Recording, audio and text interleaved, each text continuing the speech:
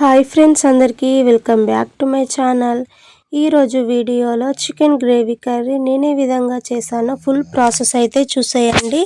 ఇలా చేసిన curry రైస్లోకైనా, చపాతీలోకైనా, పూరీలోకైనా the best combination అనే చెప్పొచ్చు. ఫస్ట్ ఆఫ్ ఆల్ ప్రాసెస్లోకి అయితే వెళ్ళిపోదాం. ముందుగా స్టవ్ పైన కడాయిని పెట్టుకొని ఆయిల్ యాడ్ చేసుకోవాలి. నాన్ వెజ్ రెసిపీలో కాస్త ఆయిల్ ఎక్కువ ఉంటేనే బాగుంటుందండి. ఇందులో చెక్క, లవంగం, స్టార్ ఇలాచి వేసాను. ఇందులోకి ఇప్పుడైతే కట్ చేసి పెట్టుకున్న ఆనియన్స్, చిల్లీ, కాస్త పుదీనా వేసుకుంటున్నాను. పుదీనా వేస్తే ఫ్లేవర్ చాలా బాగుంటుందండి. సో మనం వేసినవి అన్నీ పూర్తిగా మగ్గేంతసేపు అయితే సిమ్లో పెట్టుకొని అయితే ఆనియన్స్ అనేవి కాస్త బ్రౌనిష్ కలర్ వచ్చేంతసేపు బాగా ఫ్రై చేసుకోవాలి. సో చూడండి, ఇక్కడ ఆనియన్స్ అనేవి అయితే మంచిగా మగ్గిపోయాయండి. ఇప్పుడు ఇందులోకి అయితే 1 టేబుల్ స్పూన్ వరకు అల్లం వెల్లుల్లి పేస్ట్, 1 టేబుల్ స్పూన్ వరకు పసుపు వేసుకొని మనం వేసిన అల్లం వెల్లుల్లి పేస్ట్ అనేది పచ్చివాసన పోయేంత వరకు ఆయిల్లో కాసేపు ఫ్రై చేసుకున్న తర్వాతకి ఇందులోకి అయితే చికెన్ అనేది వేసుకోవాలి. ఇక్కడ నేను చికెన్ క్వాంటిటీ అయితే 1 kg వరకు అయితే తీసుకున్నాను. స్కిన్తోనే తీసుకున్నాను. ప్లస్ పీసెస్ అనేవి కూడా మరీ పెద్దగా లేకుండా కొంచెం చిన్న చిన్న పీసెస్ లాగా కట్ చేసి అయితే తీసుకోండి.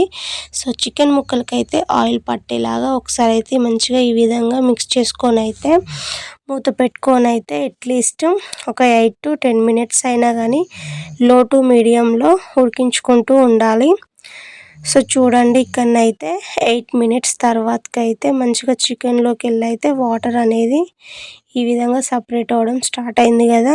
ఒక్కోసారి మనం ఎంత మందపాటి కడాయి తీసుకున్నా అడుగు మాడిపోతూ ఉంటుంది. కాబట్టి ఇట్లా మధ్యలో చెక్ చేసుకుంటూ చికెన్ అయితే ఉడికించుకోవాలండి. సో చూడండి, చికెన్లోకి వెళ్ళి అయితే వాటర్ అనేవి అయితే కంప్లీట్గా వెళ్ళిపోయాయి కదా.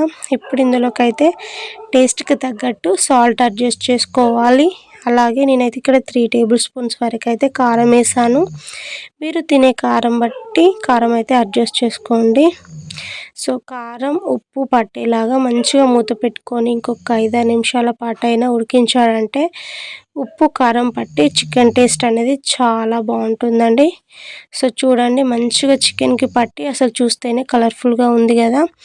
సో ఒకసారి అయితే మంచిగా ఈ విధంగా మిక్స్ చేసుకొని ఇందులోకి అయితే గ్రేవీకి తగ్గ వాటర్ అనేది అయితే అడ్జస్ట్ చేసుకోవాలి. నేనైతే 1 గ్లాస్ వరకు అయితే వాటర్ యాడ్ చేసి అయితే మూత పెట్టుకొని అయితే మనకి గ్రేవీ అనేది కొంచెం థిక్గా అయ్యేంతసేపు అయితే ఉడికించుకోవాలి. లాస్ట్లో కొంచెం అంత కొత్తిమీర, కొంచెం గరం మసాలా పౌడర్ని వేసుకొని ఇంకొక 2 minutes పాటు ఉడికించి వేడిగా ఉన్నప్పుడు సర్వ్ చేసుకొని తింటే టేస్ట్ అయితే నెక్స్ట్ లెవెల్ ఉంటుంది. ఎవరైనా ఈ విధంగా ట్రై చేయకుంటే డెఫినెట్గా ట్రై చేయండి. మన ఛానల్ని ఫస్ట్ టైం చూస్తే సబ్స్క్రైబ్ చేయండి. Thank you for watching friends.